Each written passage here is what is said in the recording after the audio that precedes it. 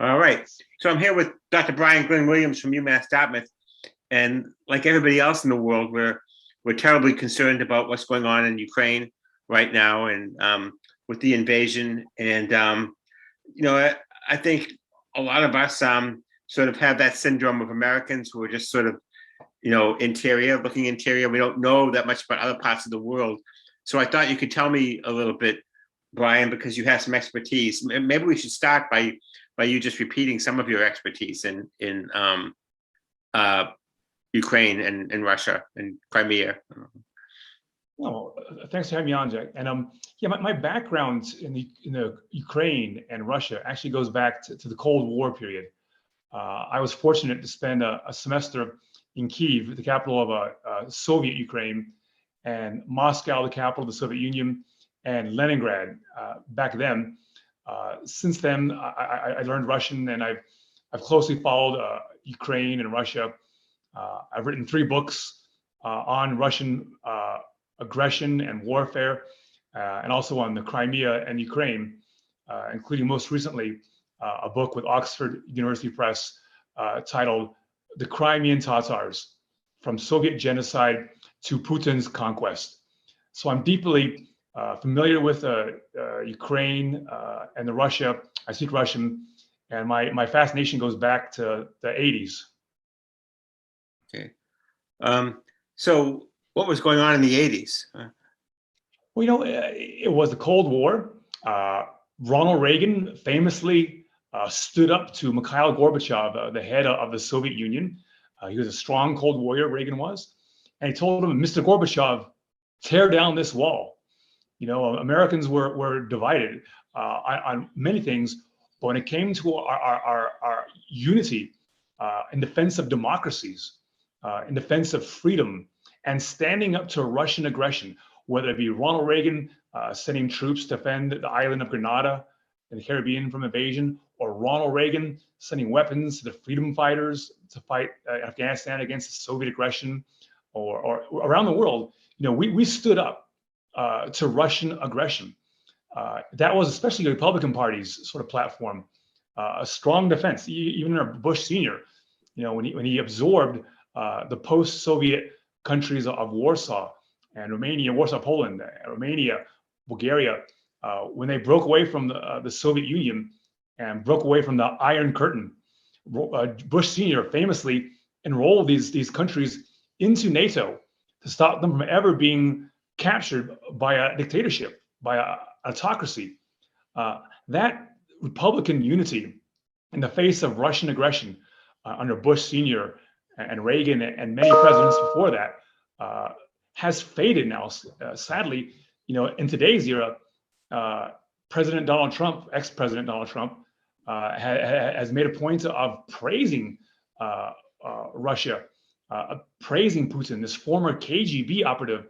And even 2 days ago, and yesterday actually, he came out and praised Vladimir Putin for invading democratic, pro-American Ukraine and called him savvy and called it a smart move. And many Republicans who've sort of behind him, even on Fox News, Tucker Carlson, are now joining behind Trump to praise this dictator who's crushing the free people of Ukraine, who I so admire.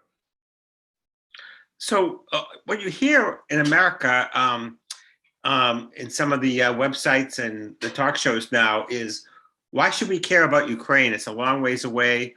It doesn't really have any vital interest for us. What do we care about what's going on in Ukraine? That's Russia's part of the world. And these are the very same voices, by the way, usually on Fox News, who are screaming bloody murder and ripping their shirts in fury at China potentially, maybe one day, invading Taiwan. There seems to be this almost like Jedi mind trick where they're trying to convince neo-isolationists in the Republican Party not to care about what's actually happening in Ukraine, and instead to cry bloody murder every night on Fox News about a non-invasion happening to Taiwan from China. As to the crux of your question, why should Americans care when free-loving, democratic people in a pro-American country are being slaughtered and their country invaded by Trump's friend Putin? The question can be answered easily. For the same reason people in late 1930s Europe should have cared about Adolf Hitler invading Austria, invading the Sudetenland of Czechoslovakia, absorbing countries piecemeal, invading Poland. The British Prime Minister at the time, Neville Chamberlain, famously never stood up to Adolf Hitler's Nazi aggression in the late 1930s. We learned a lesson from that. And thankfully, a new prime minister, the hero Winston Churchill, who Trump claims to be the same as, Winston Churchill famously stood up to Hitler in defense of democracy. And that template, that model shows us one thing. We Americans can't be neo-isolationists. We can't be an ostrich and put our head in the ground like these isolationist Republicans want us to be. We need to defend democracy everywhere as a core principle of being an American, like Ronald Reagan did back in the Cold War when he stood up to Gorbachev. Because trust me, if we don't show this dictator, this autocrat, this anti-democratic monster, Putin, that we're willing to make him pay a price for crushing freedom-loving Ukrainians, Ukraine will just be the first step, just like the Sudetenland in Czechoslovakia was a first step for Adolf Hitler. Putin's been saying a lot about Ukraine and Russia are the same place, the same people, that it's always been part of Russia. What knowledge can you bring to us about that? And once again, this is Russian disinformation. Hitler, once again, he's taking a playbook from Hitler. Hitler claimed, I have the right to conquer and invade Austria in the late 1930s. Why? Because the Austrians are, quote unquote, the same thing as Germans. Why did he get to invade Czechoslovakia? Because there's Germans in Czechoslovakia. So he has the right to annex them. This is the same playbook of Adolf Hitler. Putin is saying that Ukrainians aren't actually a people. Don't believe your lying eyes. Don't trust reality. Trust Vladimir Putin, the same guy who convinced Trump that there was no interference in our elections in 2016. So Putin wants us to believe him again, just like when Trump believed him that there was no election fraud interference. The truth is this: Ukrainians have a different language. It's similar to Russian, don't get me wrong, but again, so is Polish, and so is Czech. All these Slavic languages are related. Ukrainians have a long, distinct history.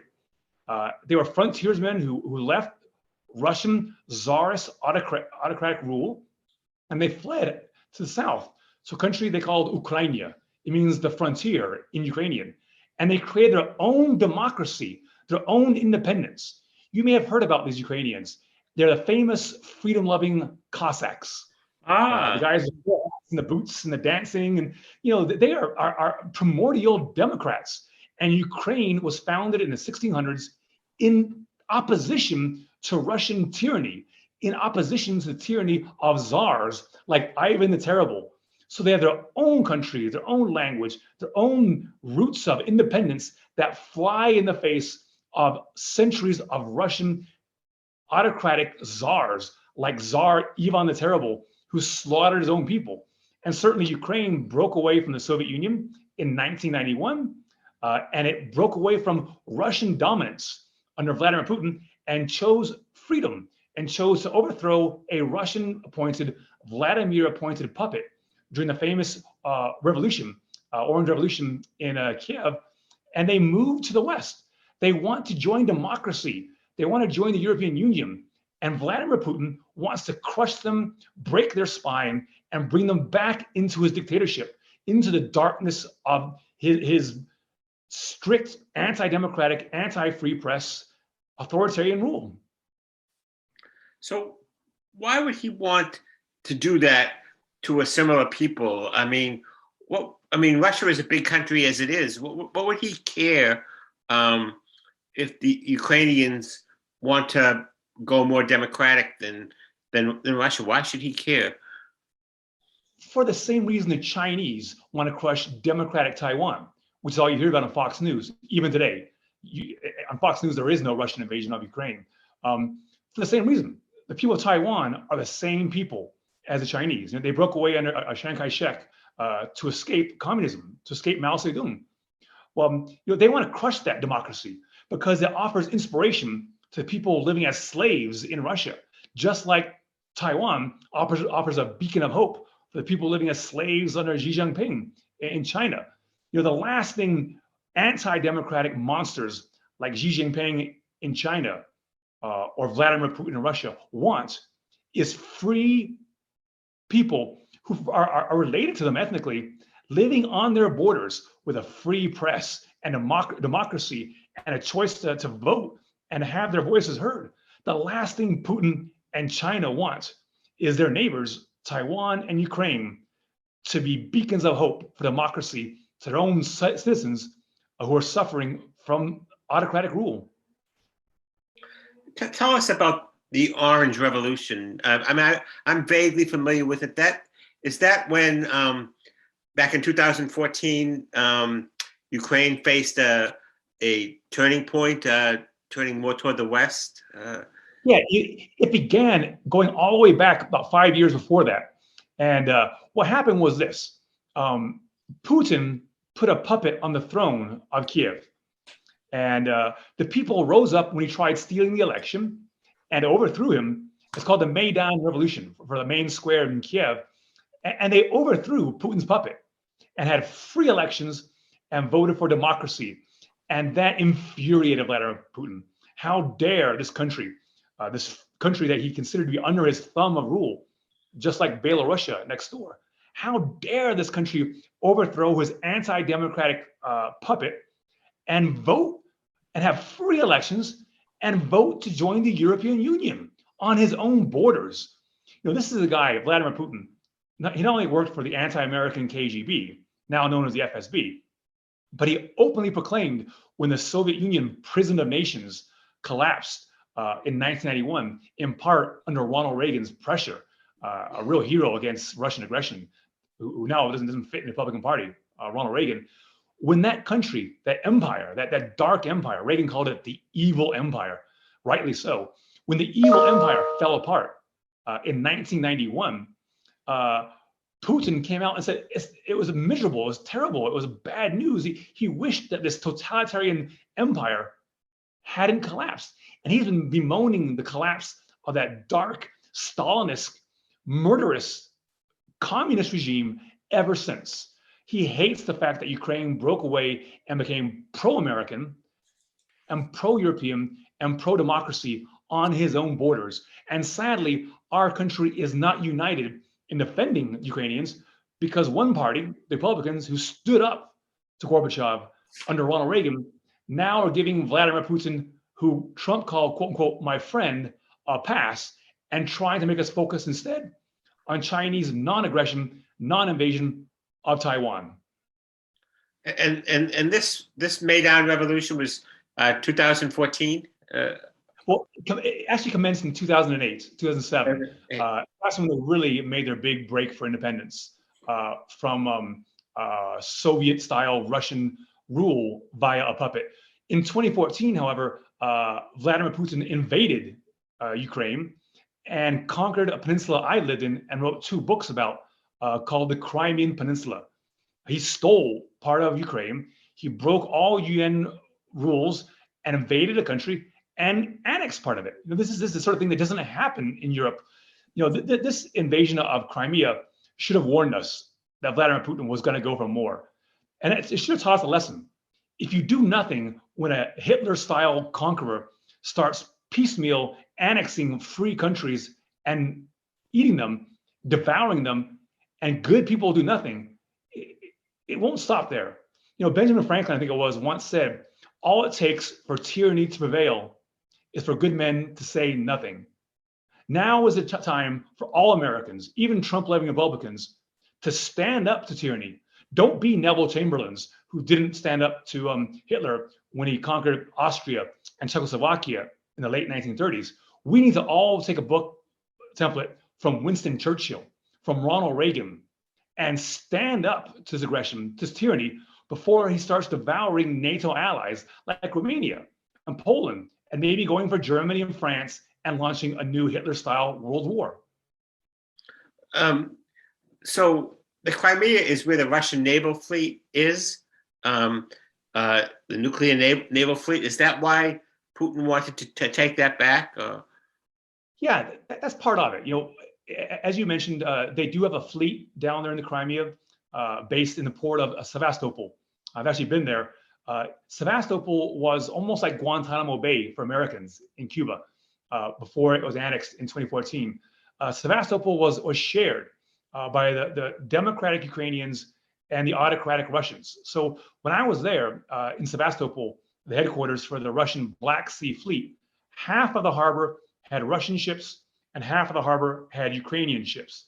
Of course, when Vladimir Putin conquered the Crimea in 2014, he attacked the Ukrainians, sank some of their ships, captured their people, and seized this port, which is strategic because it is Russia's only warm water port. That means they can sail their ships out, even in January, down to the Mediterranean when the North Sea, the Baltic Seas are frozen. Well, why did America and Europe not do more when he seized Crimea? At this very day, I don't know. I think part of it was because they saw it as Crimea is a part of Ukraine that was sort of artificially attached to Ukraine back in 1954 by Soviet Premier Khrushchev. He gave it to Ukraine from the Russian Soviet Federation as a gift so that Ukrainian Soviets would vote for him to be premier of the Soviet Union. And I think about 70% of Crimea was Russian. So it wasn't seen quite as bad as invading free Ukraine because it was almost an artificial annex to Ukraine given to it back in 1954. And also at the time, I don't think we did enough, though. We did put sanctions on Vladimir Putin, crippling sanctions, which hurt the average Russians. It caused the price of gasoline to go up to this very day. The cost of bread, the ruble, the Russian currency went down. We responded with sanctions back in April of 2014. But the Russians bit the bullet. They've learned how to suffer through bad times, and they might just even suffer through these even worse sanctions, which will hurt them all terribly. They'll pay the price for their nationalism, for their love of Putin and his naked aggression. Ukraine is not in NATO, so we have no commitment to them like we do to the Baltic states or Eastern Europe. You're beginning to hear some people say we should go to their aid and fight, but I don't think anybody really, there's any appetite in America to put American troops in Ukraine. We just got out of Afghanistan. Should we commit to Ukraine? I mean, it seems like another foreign war to a lot of people. I think I'm not saying that's my own opinion, but yeah, there's a lot of reservations. I think neither party has an appetite for another war. Don't forget, we learned the lessons from the lies of the weapons of mass destruction in Iraq. The premise that put 4,500 Americans into the ground in graves, that cost our country $2 trillion. Operation Shock and Awe, that era of Bush Jr. aggression, the flag waving, the ultra patriotism, freedom fries, with us or against us, that led to a catastrophic quagmire from 2003 until 2011. We learned our lesson. Bush Jr. left office with the lowest presidential rating in U.S. history, lower than Nixon's, because of that bloody quagmire. We were told we'd be in and out of Iraq in 4 months. Well, tell it to the thousands and thousands of troops, 2 million troops served in that war. It gave us a lesson. Wars work both ways. Vietnam taught us that era. We know not to get involved in a quagmire again, not to follow in the footsteps of that hubris, that aggression, that pride that took us into Iraq. So there is no real appetite in either party for U.S. troops to return to Europe to fight the first time since World War II. This isn't a threat to the national homeland. And we've learned that you shouldn't go too far as we did in Iraq by throwing U.S. troops into countries with arrogance and hubris and thinking they're not going to come home in body bags. So what can be done then? I mean, Putin has invaded Ukraine from three sides. It just seems he has such a bigger army than Ukraine does, much better weapons. It just seems like there really isn't much that can be done. There's one thing we can do that I wish we do more of. I'm not sure if you followed the news in the last couple of days. In the last year, the Biden administration has devoted $650 million to arming the Ukrainians, training them in communication gear, fuel, drones. And the most important thing we're shipping them right now, and we should ship more of, are these high-tech Javelin anti-tank missiles. These can give the Russian insurgents, who will evolve into insurgency, to guerrilla fighters, it'll give them the chance to do what the Soviets did to Nazi tanks back in the Battle of Kursk during World War II, when the Soviets were invaded by Hitler in Operation Barbarossa. The Soviets fought back asymmetrically. They called them partisans. And millions of partisans made the Nazi Wehrmacht, the war machine, bleed out. Men and women, citizen soldiers, crushed the German invasion, the Panzers, these Tiger tanks, crushed them with technology, with anti-tank weapons. We need to give the Ukrainian freedom fighters technology, Javelin anti-tank missiles, to fight back against these really advanced Russian Vladimir tanks with heavy armor. We also need to give them anti-aircraft missiles. Remember that famous Cold Warrior Ronald Reagan famously gave the anti-Soviet Afghan freedom fighters Stinger anti-aircraft missiles. This took away Soviet air superiority, and hundreds upon hundreds of Soviet MiG and Sukhoi jets and Hind and Hip helicopters were shot out of the skies by the Afghan Mujahideen, these Afghan freedom fighters armed by the CIA in the 80s. We need to give the Ukrainians a fighting chance. Give them the equalizers of Stinger anti-aircraft missiles and Javelin anti-tank missiles to make the Russians pay a price for this occupation, just like they did in Afghanistan in the 80s, and just like we did in Iraq under Bush Jr. from 2003 to 2011, when those insurgents massacred our troops, attacked us in the Sunni Triangle and Fallujah, and sent hundreds of Marines and Army soldiers home to their grieving parents in caskets. We need to make Vladimir Putin have GI bonds, Russian troops, come home in the hundreds and thousands by waging a proxy war via the Ukrainians against this brutal conquest of our ally, Ukraine. I can understand how we could supply Stinger missiles to Afghanistan, because you can go through Pakistan or I don't know if they would go through Iran at that time, but how would we even get? I'm hearing that the Ukrainians are already running out of Stingers. How it seems like the Russians are on the Polish and Romanian borders. How would you even get more to them? The airspace is all closed. Huh? I just watched the news today. A giant series of planes, these Galaxy transports, were landing Kiev with Javelin missiles in them.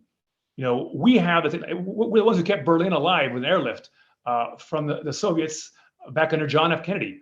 We can fly in so many weapons on these giant Galaxy transport planes, fill them up with Javelins, as we're beginning to do. Just the news today from Ukraine showed pallets of Javelin missiles arriving, and the Ukrainians thanking America, thanking us for giving them a fighting chance. So we need to have a concentrated airlift. We can ship in all we want. We have a tremendous lift capacity. How would that take place in a day or two if the Russians take Kiev? Well, I mean, we have the capacity to drop them off in parachutes. We can drop them off in Ukrainian occupied territory in pallets. We dropped off a lot of weaponry for the Afghan rebels in very hostile territory, unforgiving mountains. It's much easier when you have borders with NATO countries. We can ship them across the borders. We can drop them in airlifts. We can drop them in pallets, and the vast majority of Ukraine is still in Ukrainian hands, thankfully, for now. So we can still drop them in, especially the West. Even today, there's images of U.S. planes landing in Kiev, dropping off these vitally needed Javelin anti-tank missiles.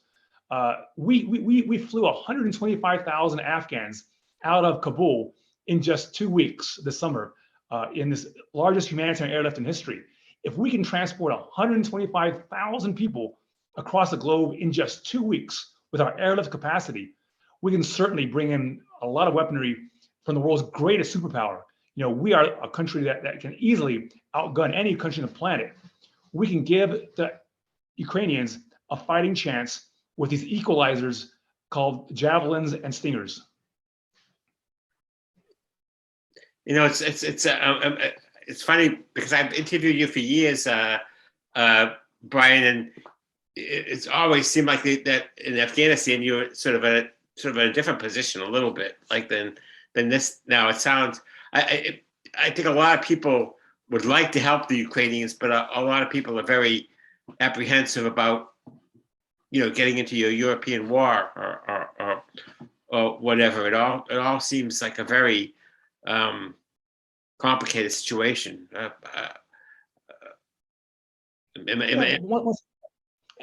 I've enjoyed our conversations over the years, and they go back to after 9/11, my focus on doing work on the ground with U.S. troops and the CIA in Afghanistan.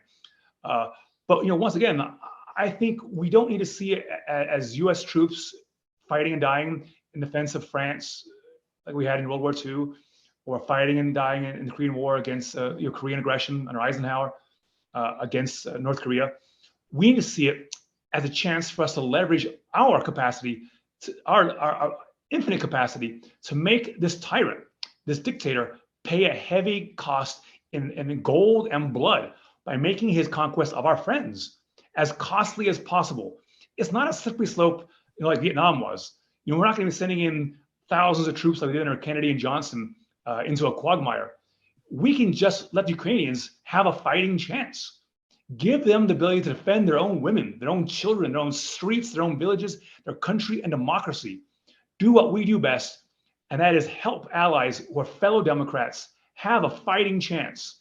And a lot of the same people who are leery about us arming and assisting Ukrainians against Putin are the same ones who are screaming every night on the right about defending Taiwan. It shows a real hypocrisy.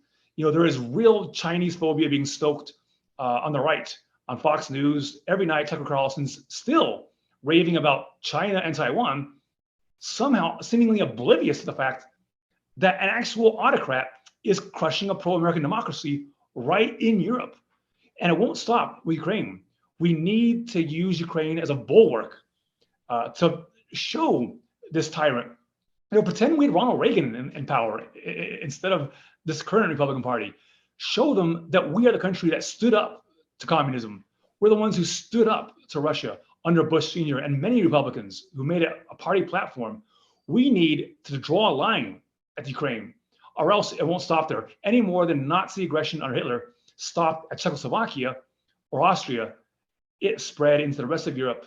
And Winston Churchill, who Trump claims to be the same as, famously drew a line at Britain and defeated him in the Battle of Britain. We need to learn from Winston Churchill and not be modern-day Neville Chamberlains who caved into Nazi aggression. We need to learn, when you give a dictator an inch, he'll take a mile. Are the sanctions going to work? Do we need to do more? How long will that take? What is your thoughts about the sanctions? The sanctions are wonderful. They will hurt the Russian economy. It's so dependent on oil. It's been in free fall ever since the 2014 sanctions were launched for its invasion of Crimea. They will hurt, but they take time. We need stronger economic sanctions. We need, for example, to stop Russia from using SWIFT code. SWIFT code allows Russians to exchange money internationally, to work in the global banking system. The Biden administration needs to go after the SWIFT code, hurt them where they need the most, hurt their oligarchs who have billions invested abroad, hurt them hard. The sanctions are one of the tools in our arsenal, and they certainly will make the average Russian's life miserable. The cost of everything will go up, and the millions of Russians who support this, by the way, because they're being fed Russian propaganda that Russia needs to invade Ukraine to stop Ukraine from destroying Russia, which is lunacy. The Russian propaganda is all day, every day. We were fed a lot of lies about weapons of mass destruction, and we invaded Iraq. It shows if it works even in a democracy.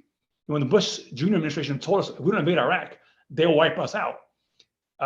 Imagine how much stronger it is under Putin. Imagine the pro-war with us or against us style stuff we saw in America in 2003 under Bush Jr. Imagine how strong it is under a totalitarian dictatorship. Millions of Russians are supporting and celebrating this war, this killing of Ukrainians next door, just like Americans supported and celebrated the invasion of Iraq in 2003. We need to teach those Russians they will pay a price. Their sons will come home dead in caskets. No war is casualty free, even though you have hubris and arrogance like we did in 2003. And we need to hurt them all economically for supporting Putin and his naked Hitler-style aggression. But don't some of our European allies have mixed feelings about keeping Russia out of the SWIFT system? Just from what I've read and heard, the Italians want to sell them luxury goods. The Belgians want to sell them diamonds. Isn't that a hard sell for us with our Western European allies? And you're correct, Jack. You're correct. It is some of these wavering Europeans, the very ones who are actually sitting in the shadow of this aggression, the same ones who wavered when Hitler made his march across Europe. Well, they're worried about their economies, right? And certainly, sanctions often hurt both sides. During the Cold War, when Carter did sanctions against the Soviet Union for invading Afghanistan, it hurt us. We didn't sell grain, for example, to the Soviet Union to sanction Brezhnev for invading the free country of Afghanistan. It can cut both ways, but you have to decide. Are you willing to make a little sacrifice to stop Hitler-style aggression or not? Are you going to stand up like Winston Churchill did to the Nazi blitz, the air blitz on London, or are you going to cave in like his predecessor, Prime Minister Neville Chamberlain, famously did? All Europeans need to understand one thing. This is the time to be unified. And I must say, NATO has been much more unified than ever. Remember, Trump wanted to pull the US out of NATO, which would have collapsed this alliance and made Russia as delighted as it was when Trump pulled us out of northern Syria and gave the Democratic Kurds to the Russians. But the NATO alliance has stood firm ever since 1945. It's the strongest alliance in the world. We need to push our NATO allies to take a firmer stance, to take a little bit of an economic hit for all of our sakes, to not think short-sightedly, to have far-sightedness of the sort we did back when we stood up to Nazis and fought them in World War II. It took a beating of our economy to stand up to Nazi aggression. The Nazis never invaded us at Pearl Harbor. We stood up against them and took a huge hit economically, and the Europeans certainly did too, but it made the world a safer place. That template, that model definitely applies to the year 2022. Do you believe if Putin consolidates his control of Ukraine, he will go for the Baltic states? Yes. I published an article at Newsweek a few years ago, 7 reasons why all Americans, including Trump, should fear Putin and Russia. And in it, I analyzed reasons for Newsweek audiences, 7 reasons why we should all fear Putin and Russia, why we all should be afraid of Russia's creeping aggression against us and our allies. They've been sending bombers over Estonia, Latvia, and Lithuania, the Baltic states. They've had submarines found in Helsinki in Finland. On the day Trump got elected, Putin sent U.S. naval forces into American waters just to toy with us and mock Trump. They closed down our pipeline. Putin closed down our economic pipeline in the southeast this summer. He every time you give in to his aggression, you feed his belief that he can do one step further. Those poor teeny republics of Estonia, Latvia, and Lithuania, they are the ones sending weapons, javelin missiles to Ukraine right now because they know their democracies, their freedom, their people are on the front line. As you said, after Ukraine, the Baltic states, absolutely. How is this different from the arguments in Vietnam we got bogged down in the 1960s and early 70s, where they argued, well, if South Vietnam falls, then it will be Thailand next or the Philippines. And they argued that the communists were taking Vietnam. I was a kid. I'm older than you. I was a kid then, and I remember those arguments, the domino argument that we had to stand up to Russia and China and Vietnam because they would go further. Now Vietnam's a capitalist country. Right, and I agree. The domino theory was it led to the Red Scare. McCarthy, this Republican, arresting thousands of Americans for no reasons. It led to us being involved in a country of Vietnam where we really, it wasn't a defensive line between us stopping the Viet Cong or suddenly communism being in Dubuque, Idaho. That was alarmist. It was a bridge too far. We didn't need to be in Vietnam. And I think we learned our lessons from that experience. The Vietnamese were fighting as much for nationalism as for communism. They wanted the French out of there, the French colonial rulers. And they defeated them at Bien Bien Phu. And we got sucked into replacing the French as colonial rulers. We now know there's many chances to have made peace with the Viet Cong. They weren't trying to spread communism to Florida or Massachusetts, to New Bedford. I think that argument was flawed, and it has less applications for today's world than the template, the model of Nazi aggression in Europe.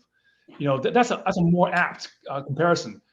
And the similarities are much closer to Hitler marching into Czechoslovakia, marching into Austria as a prelude to his total blitz on France and Holland and Norway and on Britain. That's a much more apt, fitting comparison than this flawed, McCarthy era Cold War domino effect that if we don't stop them in Vietnam, somehow they'll be here in Colorado. I probably could go on for a long time, Brian, talking to you about this. It's very interesting stuff and a very distressing situation. I think we all feel we find ourselves in. Do you think you might come back to UMass Dartmouth and teach a course on Ukraine and Russian history and politics? I would love to. In fact, years ago, I did teach a class on Russian. It was called History of Russia from Ivan the Great to Putin. And, it was a joy for me to go back to my Russian roots. I have a Russian language background and a Russian master's in history. And as I mentioned, I've written 3 books on Russia. So it was a real pleasure for me to teach at UMass Dartmouth and teach Russian history to my students back a few years ago. So certainly, I think I like to, calibrate my teaching at UMass Dartmouth to fit the needs of the day, to make my students aware of the cutting edge issues of today. And history allows us to infuse current events with their often missing context. So to answer your question, Jack, yeah, I think definitely I'd like to go back to UMass Dartmouth and teach that class that I used to teach.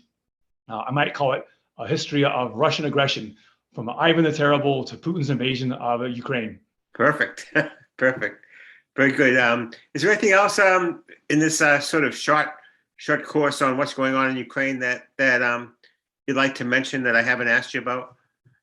No, you've been very wide-ranging and penetrating, and you made me dance and earn my money here. I just would like to say thank you for having me on. As always, Jack, it's great talking with you. And I think I would just like to say I like to keep the people of Ukraine.